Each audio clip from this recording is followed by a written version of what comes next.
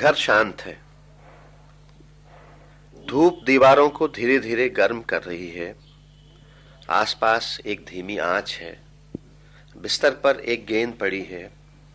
किताबें चुपचाप हैं, हालांकि उनमें कई तरह की विपदाएं बंद हैं। मैं अर्ध जगा हूं और अर्ध सोया हूं, अर्ध सोया हूं और अर्ध जगा हूं।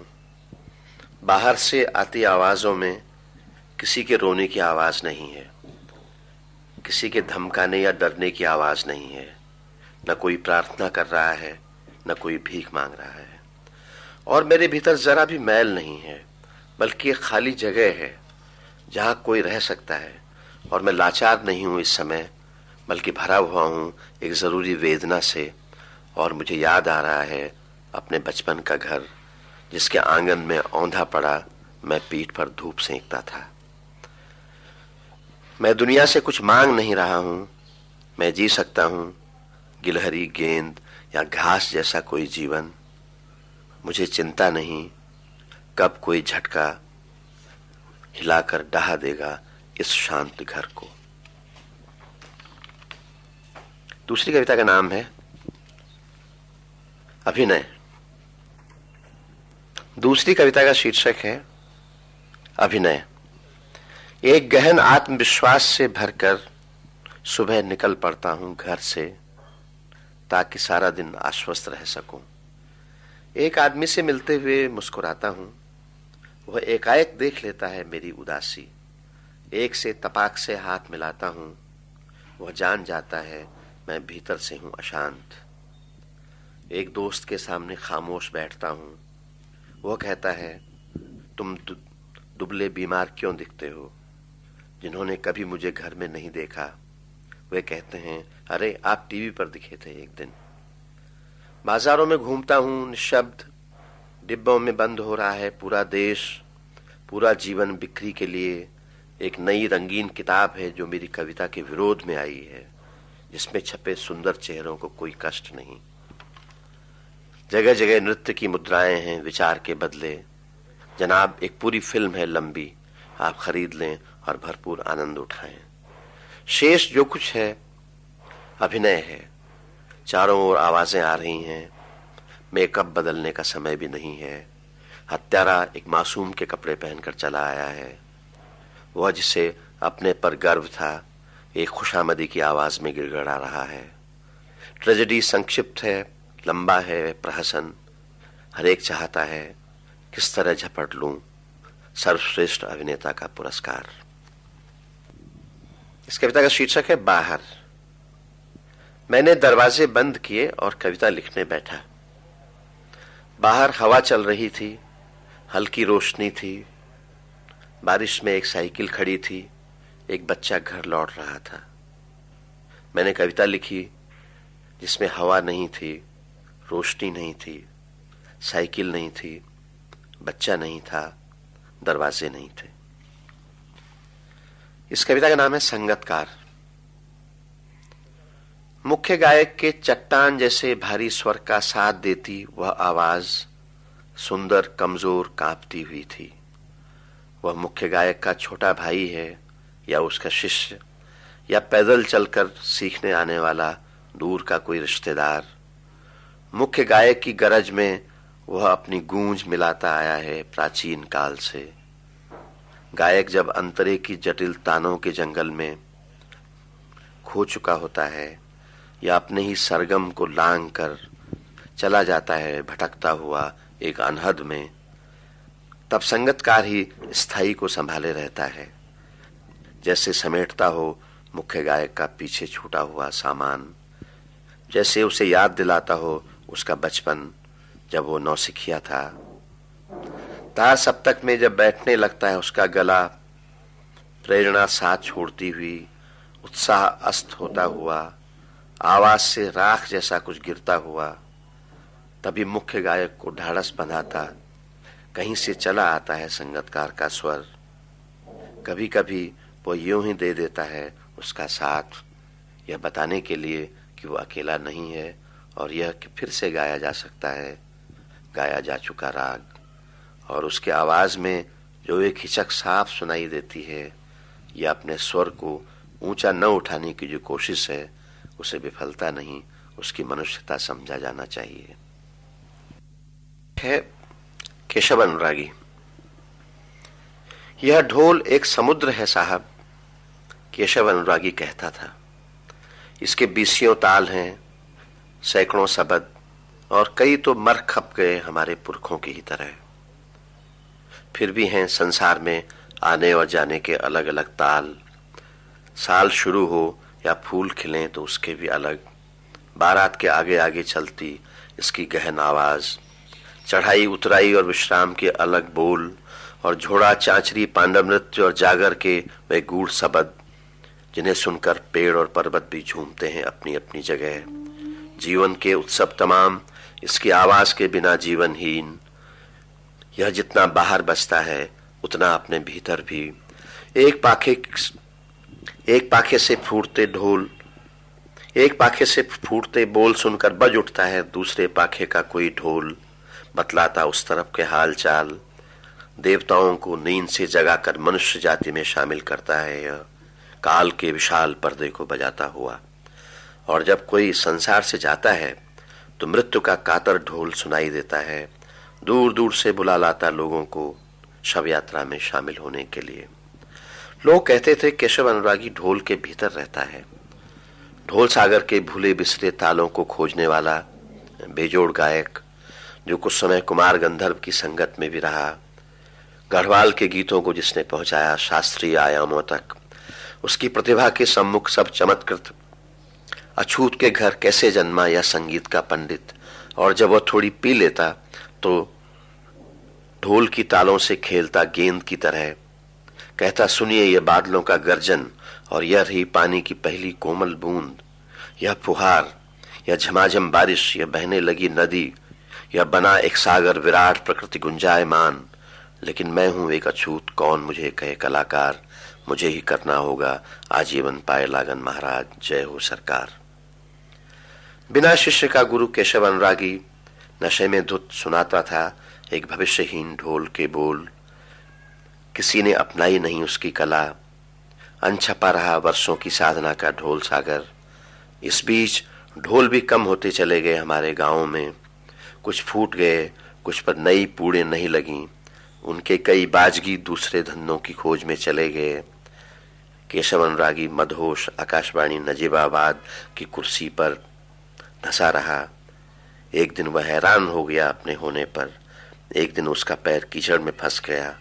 वह अनजाने किसी से टकराया सड़क पर। एक दिन वो मनुष्यों और देवताओं के ढोल से बाहर निकल गया। वो रहता है मृत्यु के ढोल के भीतर। एक और कविता है, जो बोलते हैं।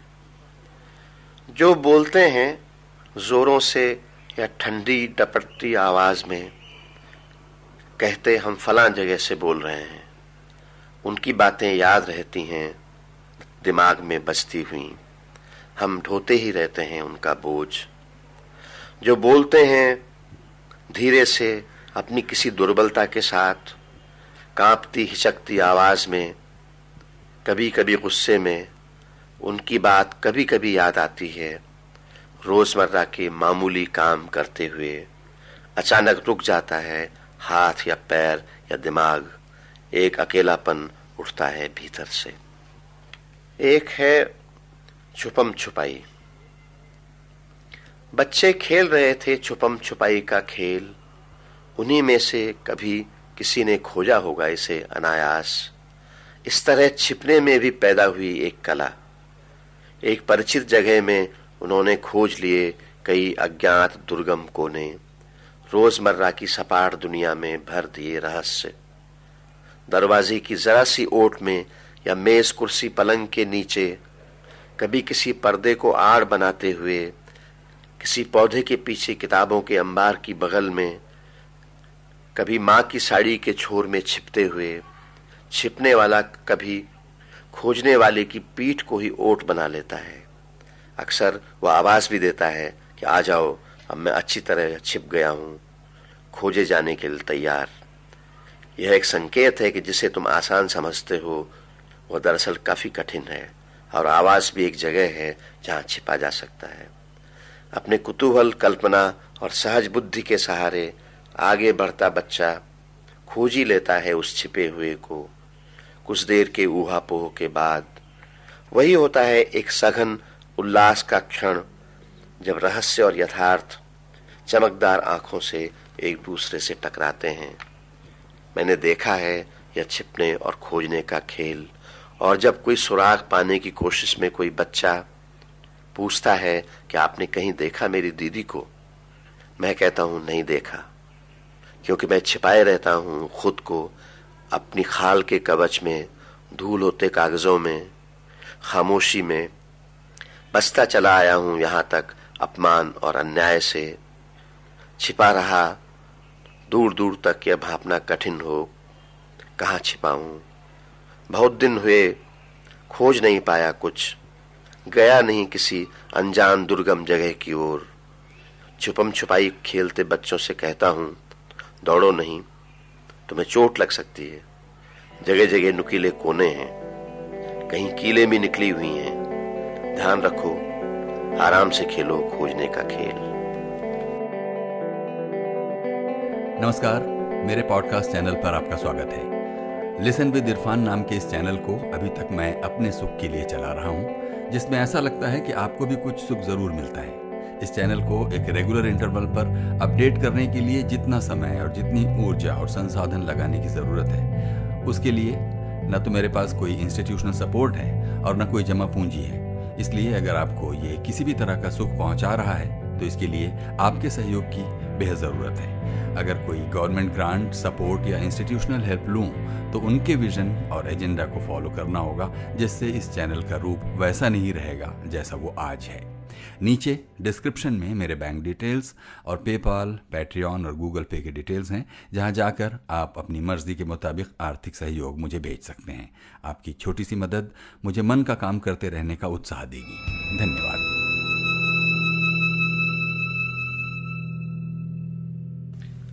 इस कविता का शीर्षक है शहर फिर से। इतने समय से तुम क्या खोजते हो मंगलेश डबराल इस शहर में, जहां एक धुंधली सी चमकीली युवावस्था में तुम आए थे, पहाड़ से पत्थर की तरह लुढ़के हुए। तुम्हें मिली एक खाली जगह, एक रात, और रात के लिए बिस्तर। यहीं तुम्हें दिखी अपनी स्पष्ट गरीबी, यहीं मिला अपना अहंकार।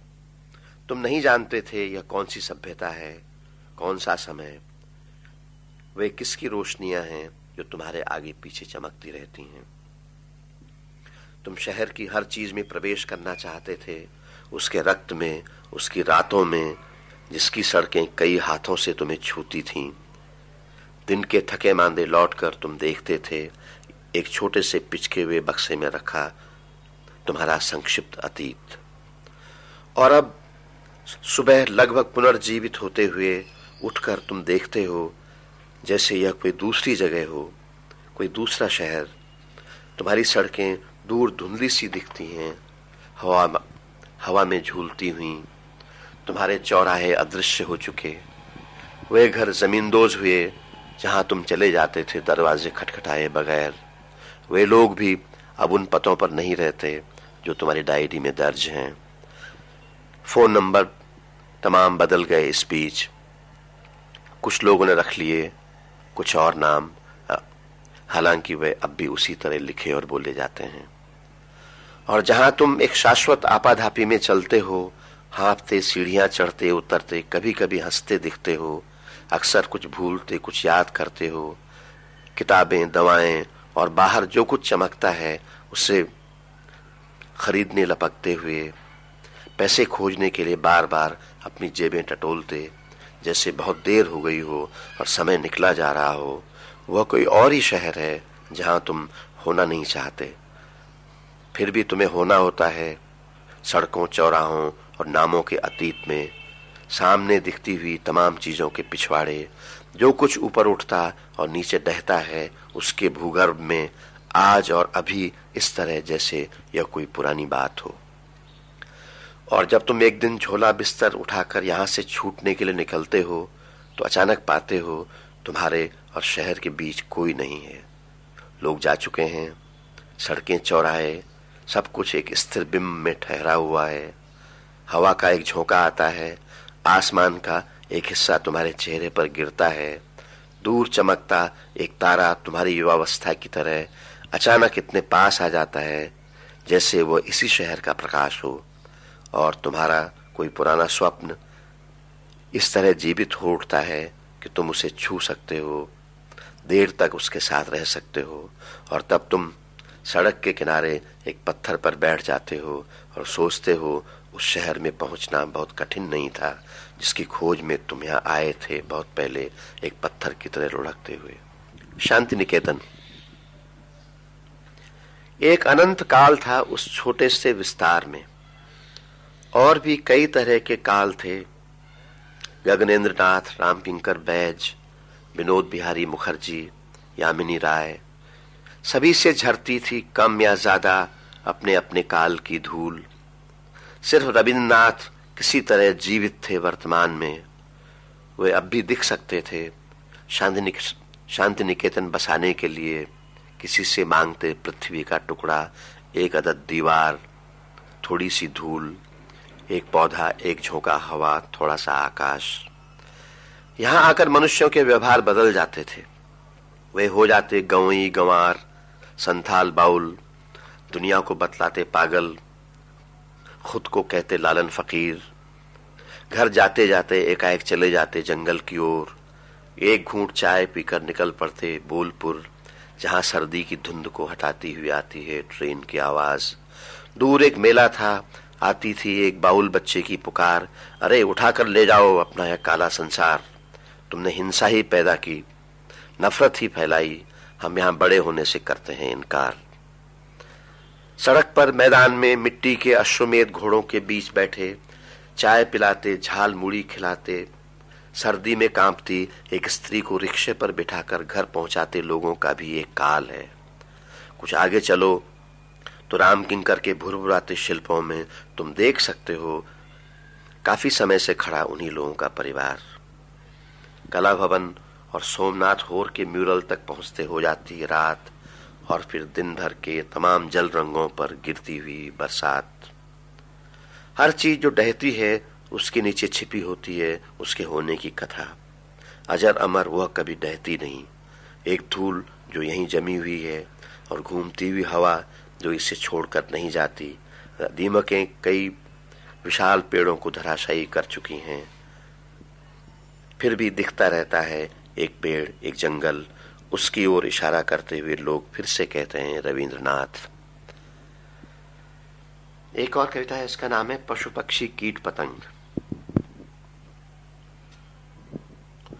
उन दिनों जब लगातार मनुष्यों के मारे जाने की खबर थी, कोई खता नहीं की हमने, तब भी बख्श दो ऐसा ही कुछ कहते दिखते थे लोग, मार दो कहते हुए लोगों के सामने। उन दिनों जब लगातार मनुष्यों के मारे जाने की खबर थी, कोई खता नहीं की हमने, तब भी बख्श दो ऐसा ही कुछ कहते दिखते थे लोग, मार दो कहते हुए लोगों के सामने। और मैं अकेला था रात में, सहसा दिखे मुझे भूले बिसरे पशु पक्षी कीट और पतंग। दिखाई दी बचपन के घर की पुरानी 3 बिल्लियां, जो सिर्फ खाने के वक्त दिखती थीं साथ साथ, एकटक देखती हुई मेरी दादी का हाथ। उसकी मृत्यु के बाद एक एक कर पता नहीं कहां हुई वे लोग।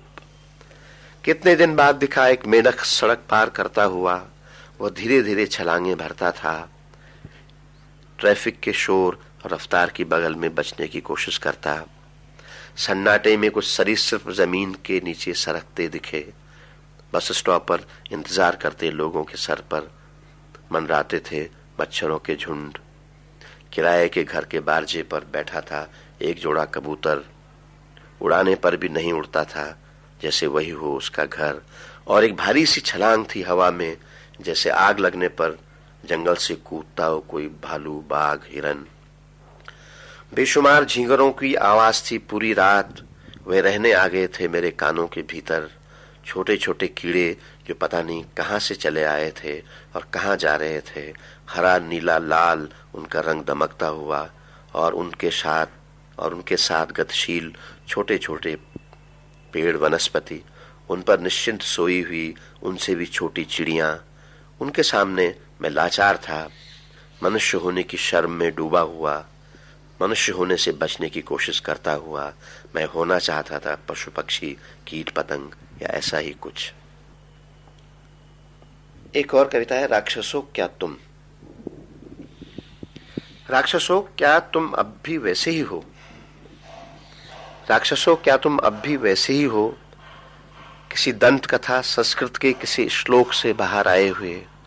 रात में तुम अपने सींग और दांत कहां रख देते हो, या सो जाते हो खुले जबड़ों, खूनी आंखों और नाखूनों के साथ, ठीक उस तरह जैसे बचपन की एक किताब में देखा था तुम्हें नींद में भी जगे हुए से।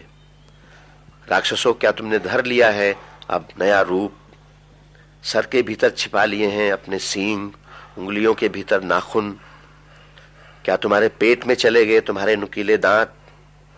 क्या तुमने शानदार घर खरीद लिए हैं, महंगी कारें जुटा ली हैं, ओढ़ ली है उजली मुस्कुराहट, पहन लिए हैं नरम हाथ, और तुम्हारी आंखों में अब एक नमी भी बनी रहती है। राक्षसों क्या तुम्हें दूसरों की तरह चुभते हैं तुम्हारे सींग, नाखून, दांत। क्या तुम्हें सचमुच नींद आती है। दिन भर के तुम्हारे कर्तव्य तुम्हारा पीछा करते हैं सारी रात। दिन भर के हत्यारे तुम्हारे शब्द चिल्लाते हैं तुम्हारे कान में, और तुम्हारा विष फिर से घुलने के लिए आता है तुम्हारे रक्त में। या फिर यह समय ही पूरा तुम्हारा है जहां तुम ही सोते हो सबसे गहरी नींद। नमस्कार, मेरे पॉडकास्ट चैनल पर आपका स्वागत है। लिसन विद इरफान नाम के इस चैनल को अभी तक मैं अपने सुख के लिए चला रहा हूँ, जिसमें ऐसा लगता है कि आपको भी कुछ सुख जरूर मिलता है। इस चैनल को एक रेगुलर इंटरवल पर अपडेट करने के लिए जितना समय और जितनी ऊर्जा और संसाधन लगाने की जरूरत है, उसके लिए न तो मेरे पास कोई इंस्टीट्यूशनल सपोर्ट है और न कोई जमा पूंजी है। इसलिए अगर आपको ये किसी भी तरह का सुख पहुंचा रहा है तो इसके लिए आपके सहयोग की बेहद ज़रूरत है। अगर कोई गवर्नमेंट ग्रांट, सपोर्ट या इंस्टीट्यूशनल हेल्प लूं तो उनके विजन और एजेंडा को फॉलो करना होगा, जिससे इस चैनल का रूप वैसा नहीं रहेगा जैसा वो आज है। नीचे डिस्क्रिप्शन में मेरे बैंक डिटेल्स और पेपाल, पैट्रियन और गूगल पे के डिटेल्स हैं, जहां जाकर आप अपनी मर्जी के मुताबिक आर्थिक सहयोग मुझे भेज सकते हैं। आपकी छोटी सी मदद मुझे मन का काम करते रहने का उत्साह देगी। धन्यवाद। एक और कविता है, दो कवियों की कथा। प्रेम के सबसे सघन कवि को मिला नहीं प्रेम, प्रेम के सबसे सघन कवि को मिला नहीं प्रेम। उसके सामने था दूध, रोटी, दवा और शब्दों का हिसाब, जिसे वह कभी समझ नहीं पाया। दुनिया आईनों से भरी हुई थी, जिन्हें वह स्याही की तरह घोलता रहा अपने अंतर्जल में। पार और परे जाने के लिए खोजता कोई राह, कोई स्पर्श, कोई माध्यम। मनुष्य की भाषाएं तमाम, बोली कबूतरों की, उसकी तड़प को उठाने में असमर्थ। वह बहता रहा प्यास के पहाड़ों पर सुंदरता का प्रपात। यातना के सबसे बिहड़ कवि को मिली यातना, कड़ी मारें और दुस्वप्न एक से एक। वही था प्रेम के कवि का एक सच्चा दोस्त। वह एक जंगल की तरह रहा, बार बार काटता अपने ही लिखे हुए शब्द। उसे चौराहे ही मिले जीवन में, भागता रहा दम छोड़। जिन्होंने नष्ट किया संसार में प्रेम, पैदा की यातना, उसने रात में देखे उनके जगमग जुलूस। इन दिनों वे दिन में भी निकलते दिखते हैं जगह जगह। यातना का कवि जल्दी ही इस संसार से चला गया। तब प्रेम के कवि ने सोचा, मुझे रहना चाहिए यहाँ कुछ दिन और। अंततः प्रेम ही है यातना का प्रतिकार, अन्याय का प्रतिशोध। फिर वह अकेला झेलता रहा सारी यातना, रह सका जितनी देर। चलिए कुछ पहाड़ी टाइप कविताएं सुना देता हूं। वसंत। इन ढलानों पर वसंत आएगा हमारी स्मृति में, ठंड से मरी हुई इच्छाओं को फिर से जीवित करता। धीमे धीमे धुंधवाता खाली कोठरों में, घाटी की घास फैलती रहेगी रात को। ढलानों से मुसाफिर की तरह गुजरता रहेगा अंधकार। चारों ओर पत्थरों में दबा हुआ मुख, कभी उभरेगा, झांकेगा कभी किसी दरार से अचानक, पिघल जाएगा जैसे बीते साल की बर्फ। शिखरों से टूटते आएंगे फूल, अंतहीन आलिंगनों के बीच एक आवाज छटपटाती रहेगी, चिड़िया की तरह लहूलुहान। आवाजें। कुछ देर बाद शुरू होंगी आवाजें। पहले एक कुत्ता भूकेगा पास से, कुछ दूर हिनहिनाएगा एक घोड़ा, बस्ती के पार सियार बोलेंगे, बीच में कहीं होगा झिंगुर का बोलना, पत्तों का हिलना, बीच में कहीं होगा रास्ते पर किसी का अकेले चलना। इस सब से बाहर एक बाघ के डुकरने की आवाज होगी मेरे गांव में। गिरना। सबसे ज्यादा खामोश चीज है बर्फ, उसके साथ लिपटी होती है उसकी खामोशी। वह तमाम आवाजों पर एक साथ गिरती है, एक पूरी दुनिया और उसके कोहराम को ढांपती हुई। बर्फ के नीचे दबी है घास, चिड़ियां और उनके घोंसले, और खंडहर और टूटे हुए चूल्हे। लोग बिना खाए जब सो जाते हैं, वह चुपचाप गिरती रहती है। बर्फ में जो भी पैर आगे बढ़ता है उस पर गिरती है बर्फ। बर्फ गिर रही है चारों ओर, आदि अंतहीन, रास्ते बंद हो रहे हैं। उस पार कोई चीखता है, बर्फ पर उसकी आवाज फैलती है जैसे खून की लकीर। घर। यह जो हाथ बांधे सामने खड़ा है, घर है। काली काठ की दीवालों पर सांप बने हैं, जिन पर पीठ टेकने के निशान हैं। इनमें दीमकें लगी हैं, जो जब चलती हैं पूरा घर कांपता है। इसमें काठ का एक संदूक है, जिसके भीतर चींथड़ों और स्वप्नों का एक मिला जुला अंधकार है। इसे पिता ने दादा से प्राप्त किया था और दादा ने खुद कमाकर। घर जब टूटेगा बक्स तभी उठेगा। कई बच्चे बड़े हुए इस घर में, गिरते पड़ते आखिरकार खाने कमाने की खोज में तितर बितर होते हुए।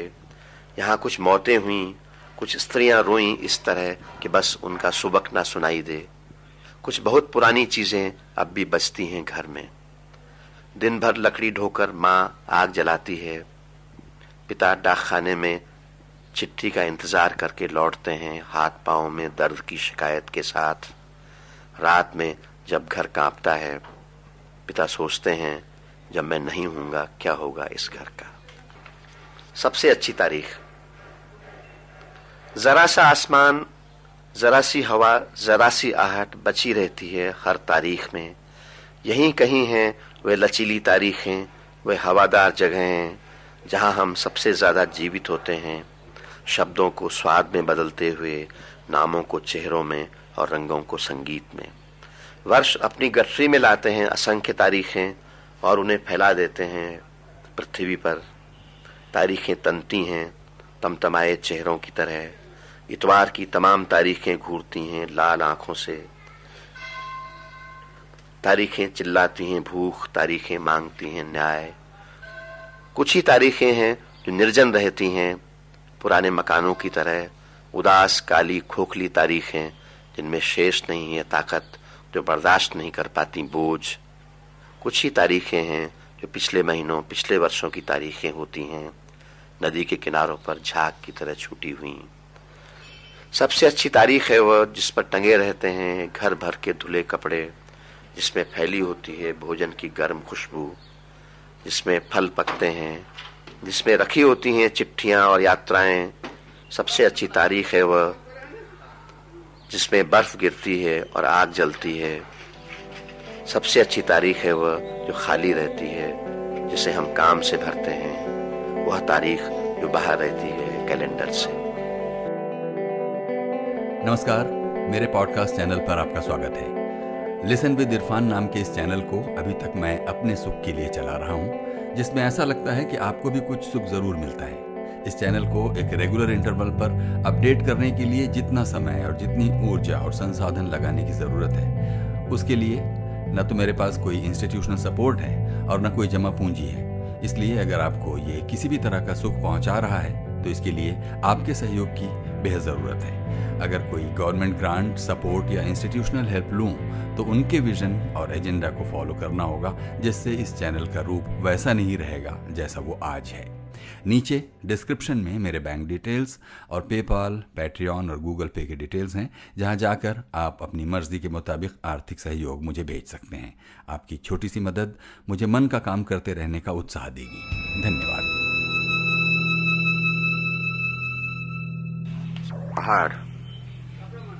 पहाड़ पर चढ़ते हुए तुम्हारी सांस फूल जाती है, आवाज भर्राने लगती है, तुम्हारा कद भी घिसने लगता है।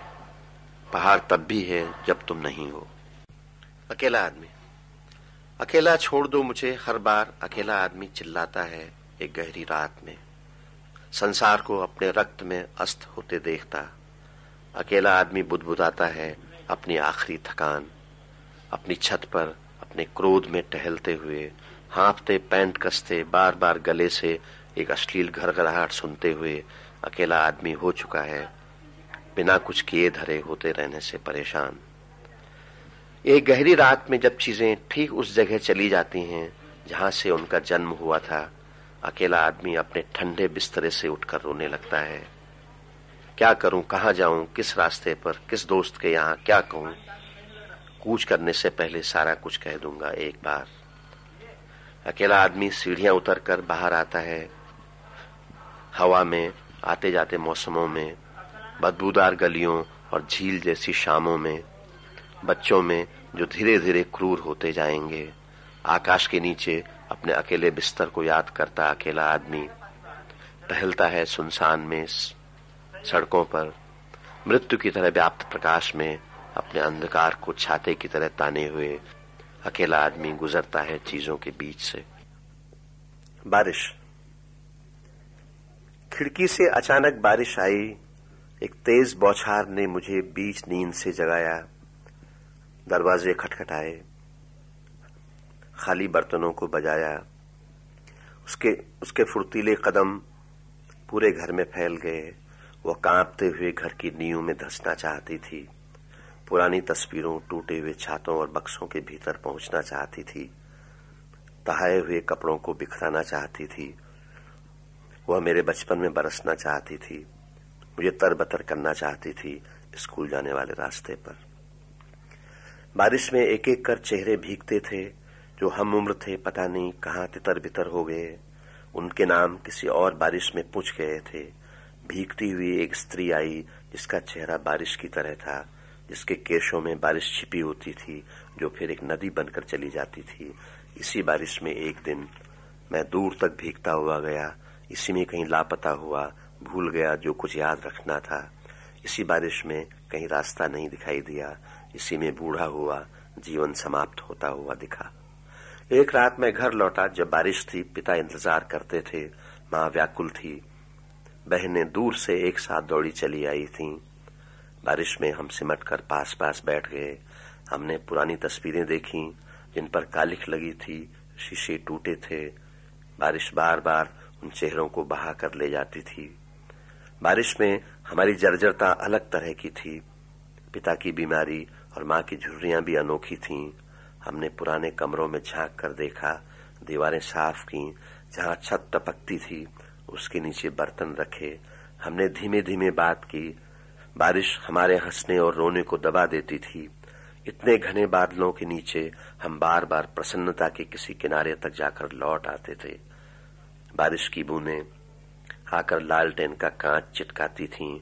माँ बीच बीच में उठकर देखती, कहीं हम भीग तो नहीं रहे बारिश में।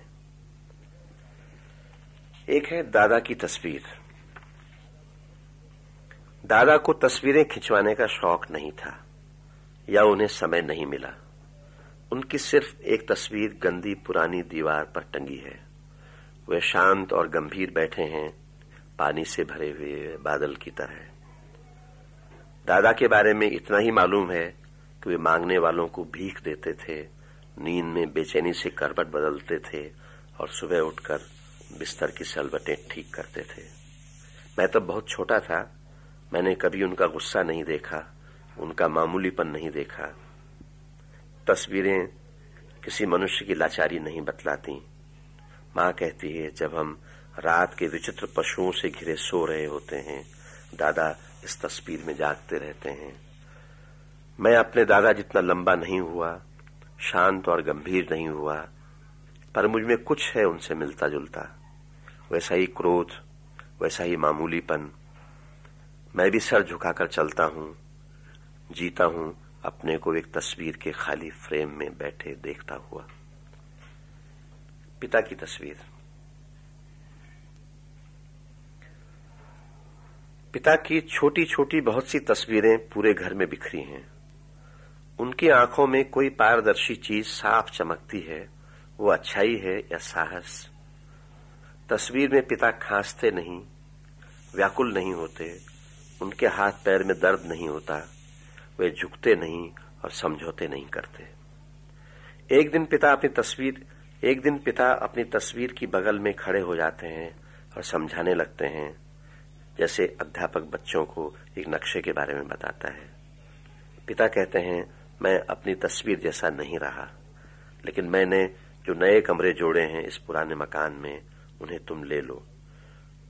मेरी अच्छाई ले लो उन बुराइयों से जूझने के लिए जो तुम्हें रास्ते में मिलेंगी। मेरी नींद मत लो, मेरे सपने लो। मैं हूं कि चिंता करता हूं, व्याकुल होता हूं, झुकता हूं, समझौते करता हूं, हाथ पैर में दर्द से करहाता हूं, पिता की तरह खांसता हूं, देर तक पिता की तस्वीर देखता हूं। एक है मां की तस्वीर।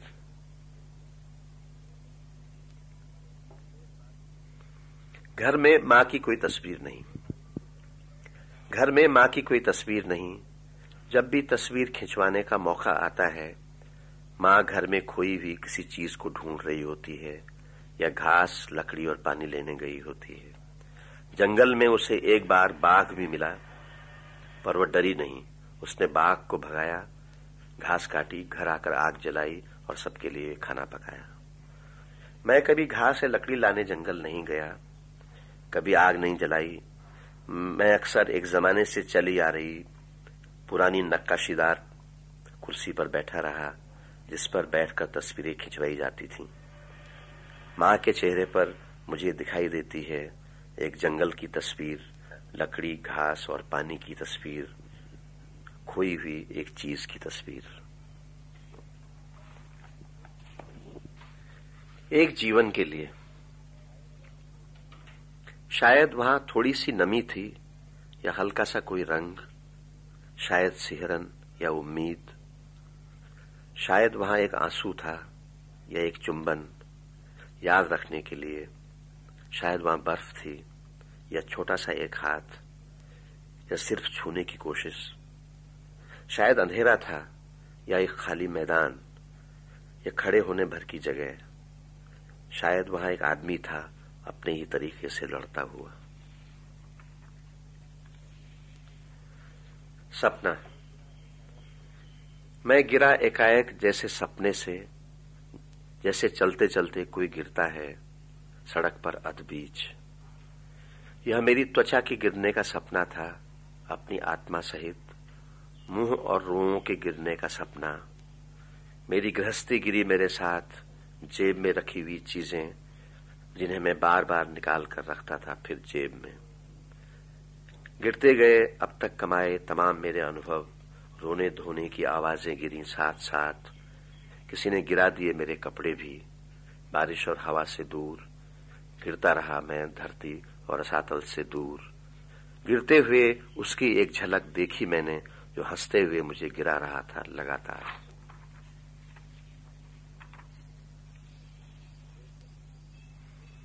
प्रेम करती स्त्री। प्रेम करती स्त्री देखती है एक सपना रोज, जागने पर सोचती है क्या था वह, निकालने बैठती है अर्थ। दिखती हैं उसे आम फहम चीजें, कोई रेतीली जगह, लगातार बहता नल, उसका घर बिखरा हुआ। देखती है कि कुछ है जो दिखलाई नहीं पड़ता कई बार देखने के बाद। प्रेम करती स्त्री यकीन नहीं करती किसी का, कंघा गिरा देती है, दर्पण में नहीं देखती खुद को, सोचती है मैं ऐसी ही हूं ठीक, उसकी सहेलियां एक एक कर उसे छोड़कर चली जाती हैं। धूप उसके पास आए बिना निकल जाती है। हवा उसके बाल बिखराए बिना बहती है। उसके खाए बिना हो जाता है खाना खत्म। प्रेम करती स्त्री ठगी जाती है रोज। उसे पता नहीं चलता बाहर क्या हो रहा है, कौन ठग रहा है, कौन है खलनायक। पता नहीं चलता कहां से शुरू हुई थी कहानी। दुनिया को समझती है वह गोद में बैठा हुआ बच्चा। निकल जाती है अकेली सड़क पर, देखती है कितना बड़ा फैला हुआ शहर। सोचती है मैं रह लूंगी यहां कहीं। दूसरा हाथ। आखिरकार मेरे पास एक ही हाथ है, उससे कितने काम कर सकता हूं मैंने कहा। मेरा दूसरा हाथ लगभग बेकार है, कम ही काम आता है या किसी के, और अक्सर मुझे याद नहीं रहता एक दूसरा भी हाथ है मेरे पास। इसी एक हाथ से मैं कर पाता हूं काम, मसलन आपके घर पानी भरना, आभार के शब्द लिखना, बसों की रेलिंग से लटकना, सार संभाल करना आपके संसार की। चलते हुए मैं इस हाथ को जोरों से झुलाता हूं ताकि यह सक्रिय रहे और परवाह न करे। दूसरा हाथ तब कहीं दुबका होता है, झाड़ी के खरगोश सा, या दूर बचपन की गेंदों और लकड़ी के घोड़े के बीच पड़ा हुआ। युवावस्था में किसी लड़की का हाथ भींचे हुए वह हाथ जिसे छू नहीं पाता मेरा यह झूलता हुआ हाथ। दफ्तरों, शहरों, घरों के दरवाजे खटखटाता जाता है यह हाथ।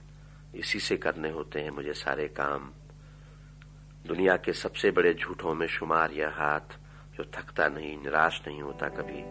जब हद हो जाती है तब दूसरा हाथ कभी कभी जतलाता है अपना विरोध, कांपता, दर्द करता हुआ। नमस्कार, मेरे पॉडकास्ट चैनल पर आपका स्वागत है। लिसन विद इरफान नाम के इस चैनल को अभी तक मैं अपने सुख के लिए चला रहा हूँ, जिसमें ऐसा लगता है कि आपको भी कुछ सुख जरूर मिलता है। इस चैनल को एक रेगुलर इंटरवल पर अपडेट करने के लिए जितना समय और जितनी ऊर्जा और संसाधन लगाने की जरूरत है, उसके लिए न तो मेरे पास कोई इंस्टीट्यूशनल सपोर्ट है और न कोई जमा पूंजी है। इसलिए अगर आपको ये किसी भी तरह का सुख पहुंचा रहा है तो इसके लिए आपके सहयोग की बेहद ज़रूरत है। अगर कोई गवर्नमेंट ग्रांट, सपोर्ट या इंस्टीट्यूशनल हेल्प लूं तो उनके विजन और एजेंडा को फॉलो करना होगा, जिससे इस चैनल का रूप वैसा नहीं रहेगा जैसा वो आज है।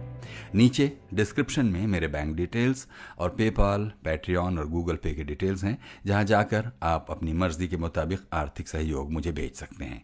आपकी छोटी सी मदद मुझे मन का काम करते रहने का उत्साह देगी। धन्यवाद। कहता है प्रेम। वह कोई बहुत बड़ा मीर था, जिसने कहा प्रेम एक भारी पत्थर है, कैसे उठेगा तुझ जैसे कमजोर से। मैंने सोचा इसे उठाऊं टुकड़ों टुकड़ों में, पर तब वह कहां होगा प्रेम, वह तो होगा एक हत्याकांड।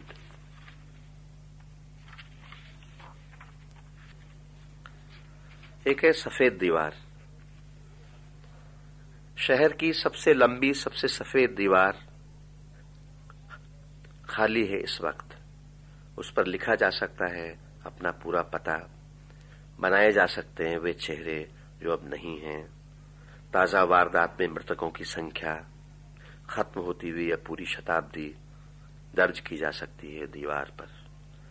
इस पर एक लड़का अपने पड़ोस की लड़की का नाम लिख सकता है। एक लड़की अपनी सबसे बड़ी इच्छा यहां उकेर सकती है। यहां भूखे बच्चों की तस्वीर लगाई जा सकती है, गोलियों के निशान बनाए जा सकते हैं और उनके चारों ओर उड़ती हुई बारूद। यहां खोदी जा सकती हैं हत्यारों की आंखें, उनके खून से भरे हुए हाथ। सबसे लंबी, सबसे सफेद दीवार खाली है इस वक्त। इस पर लिखी जा सकती है कोई कविता, कल सुबह के लिए कोई संदेश। इस पर दर्ज किया जा सकता है अगली लड़ाई का ऐलान। घर का रास्ता। कई बार मैंने कोशिश की इस बाढ़ में से अपना एक हाथ निकालने की। कई बार भरोसा हुआ, कई बार दिखा यह है अंत। मैं कहना चाहता था एक या दो मामूली शब्द जिन पर फिलहाल विश्वास किया जा सके, जो सबसे जरूरी हो फिलहाल। मैं चाहता था एक तस्वीर के बारे में बतलाना जो कुछ देर करीब करीब सच हो, जो टंगी रहे चेहरों और दृश्यों के मिटने के बाद भी कुछ देर। मैं एक पहाड़ का वर्णन करना चाहता था जिस पर चढ़ने की मैंने कोशिश की, जो लगातार गिराता था धूल या कंकड़। रहा होगा वह भूख का पहाड़। मैं एक लापता लड़के का ब्यौरा देना चाहता था जो कहीं गुस्से से खाता होगा रोटी, देखता होगा अपनी चोटों के निशान, अपने को कोसता कहता हुआ चला जाऊंगा घर। मैं अपनी उदासी के लिए क्षमा नहीं मांगना चाहता था। मैं नहीं चाहता था मामूली इच्छाओं को चेहरे पर ले आना। मैं भूल नहीं जाना चाहता था अपने घर का रास्ता। ये नाजिम हिकमत की कविता है, जो कि तुर्की के महान कवि थे और आजीवन कम्युनिस्ट रहे और वर्षों तक जेल में रहे। उनकी कविताएं तो तुर्की में हमेशा प्रतिबंधित रहीं। उनकी एक कविता मुझे बहुत प्रिय है, स्त्रेस्नाय चौराहा। हालांकि उनकी मुझे बहुत सी कविताएं प्रिय हैं, बहुत प्रिय हैं, लेकिन स्त्रेस्नाय चौराहा, और ये मेरा ही अनुवाद है। ये उन्होंने जीवन के अंतिम दिनों में, या अंतिम दिनों की कविताओं में से है। तो स्त्रेस्नाय चौराहा। स्त्रेस्नाय चौराहे का गिरजाघर बजाता है 4 का गजर। स्त्रेस्नाय चौराहे का गिरजाघर बजाता है 4 का गजर। हालांकि चौराहा और गिरजाघर बहुत पहले उजड़ गए हैं और उनकी जगह अब तान दिया गया है शहर का सबसे बड़ा सिनेमा घर। और वहां मैं मिलता हूं 19 वर्ष के नौजवान खुद से। उसे पहचान लेता हूं फौरन, बिना किसी अचरज के, उसका फोटो तक देखे बगैर। हम बढ़ाते हैं अपने हाथ, लेकिन वे मिल नहीं पाते। 40 वर्षों के आर पार बर्फ हुए 40 वर्ष, असीम समय, आर्कटिक समुद्र। बर्फ गिरने लगी है वहां स्त्रेस्नाय चौराहे पर, जिसका नाम अब पुष्किन चौराहा है। मैं कांप रहा हूं, ठिठुर गए हैं मेरे हाथ पैर, हालांकि मैं पहने हुए हूं ऊनी मोजे और फरदार दस्ताने। बल्कि वही है मोजों और दस्तानों के बगैर, जूते फटे हुए, चीथड़ों में पैर। उसकी जीभ पर उम्र एक खट्टे मांसल सेब की तरह है। 18 साल की एक किशोरी के पुष्ट स्तनों पर हैं उसके हाथ। उसकी आंखों में मीलों लंबे गीत हैं और मृत्यु है बस 6 फुट। और उसे नहीं मालूम क्या है उसके भविष्य के भीतर। वो तो मैं ही जानता हूं उसका भविष्य, क्योंकि मैंने जिए हैं वे सभी विश्वास जिन्हें वह जिएगा। मैं उन शहरों में रह चुका हूं जहां रहेगा वह। मैं उन औरतों से कर चुका हूं प्रेम जिनसे करेगा वह। मैं सो चुका हूं उन जेलों में जहां सोएगा वह। मैं झेल चुका हूं उसकी तमाम बीमारियां, उसकी तमाम नींदें सो चुका हूं, देख चुका हूं उसके तमाम स्वप्न। आखिरकार वह खो देगा सब कुछ जो मैंने खोया है जीवन भर। स्त्रेस्नाय चौराहा मॉस्को का एक चौराहा था, जिसे बाद में पुष्किन चौराहा बना दिया गया क्रांति के बाद, और उसके बाद वहां एक सिनेमा घर आ गया है।